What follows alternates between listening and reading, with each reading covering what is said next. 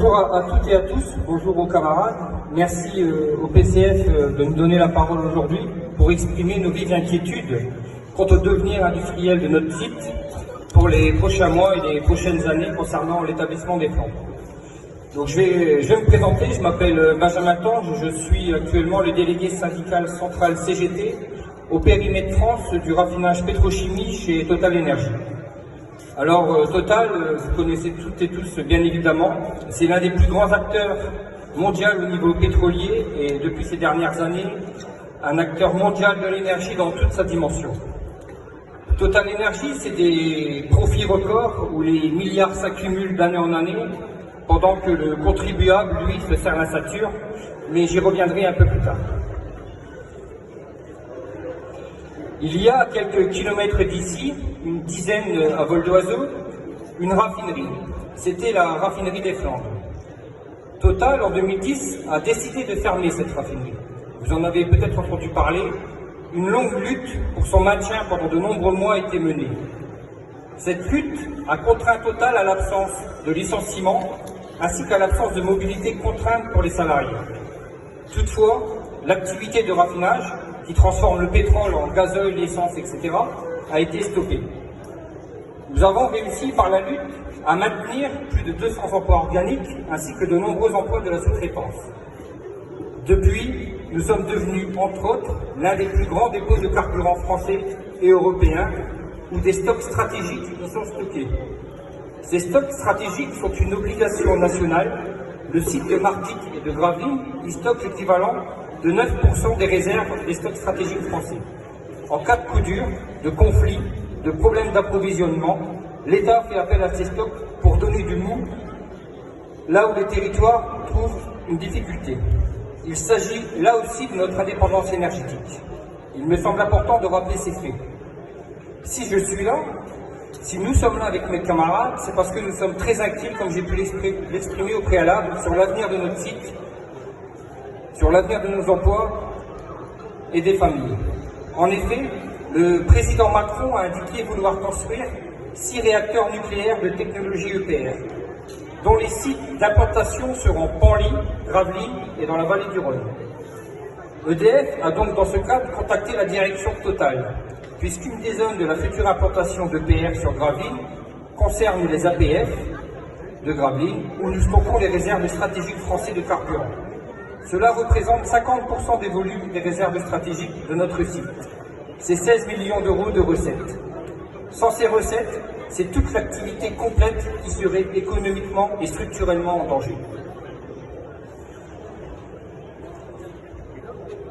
Cela mettrait en péril tout l'établissement, ses emplois, leurs familles. C'est plus de 300 emplois directs concernés, sans parler des incidences sur les emplois induits. EDF dit étudier 2 zones d'implantation pour les futurs EPR. Une à l'ouest de la centrale, où EDF est propriétaire des terrains, et une donc à l'est où se situent nos bacs de stockage. Pour nous, la CGT, nous ne disons pas que les 2 EPR ne doivent pas se réaliser. En revanche, nous affirmons que ceux-ci ne peuvent se faire sur les cendres des emplois détruits. La CGT revendique que les emplois, que tous les emplois, ceux des organiques et ceux des entreprises sous-traitantes soient maintenus. Bien évidemment, pour nous, la meilleure solution dans cette affaire serait que les EPR se construisent là où nous n'avons pas d'activité. Maintenant, dans cette histoire, il ne faut pas oublier le rôle de Total Énergie, qui a toujours refusé de réindustrialiser le site, alors que la CGT y avait travaillé dès l'annonce de la fermeture des activités de raffinage en 2010, en proposant de développer la filière hydrogène que mon camarade regretté Marcel Croquefert vous a présenté ces dernières années. Total Énergie a un devoir moral sur ce territoire et envers sa population. Il a le devoir de faire le nécessaire permettant la réindustrialisation de notre site en répondant aux enjeux environnementaux et aux enjeux de la transition énergétique. Il faut préserver nos activités actuelles et préparer celles de demain dans le respect de l'environnement. La CGT a présenté de nombreux projets en ce sens, où l'hydrogène combiné au CO2 produit par ArcelorMittal, par exemple, permettrait la fabrication de carburant de synthèse pour les avions de demain. Total n'y a jamais répondu favorablement, préférant faire la sourde oreille, nous indiquant même que nous nous prenions pour des patrons, allant jusqu'à dire que le Dunkerquois n'attire pas, alors que des experts ont indiqué très récemment que c'était le territoire qui attirait le plus de projets industriels sur le plan national. Je vais donc rappeler quelques chiffres concernant Total Energy. Total Energy en 2021, c'est 9 milliards de dollars versés aux actionnaire.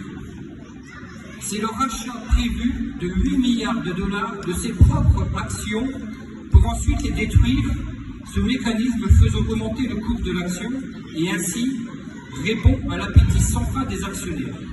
Tous ces chiffres donnent le tournis.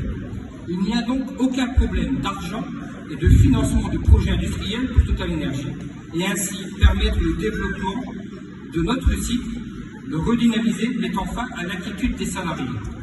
Toutefois, n'offrons pas à Total Energy une incroyable opportunité de fermer le site parce qu'il se dit contraint.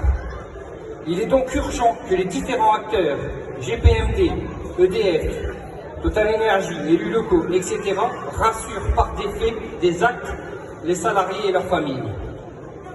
Les baux de location de terrain, l'agrandissement du port ayant également un impact sur notre activité sont autant de facteurs de risque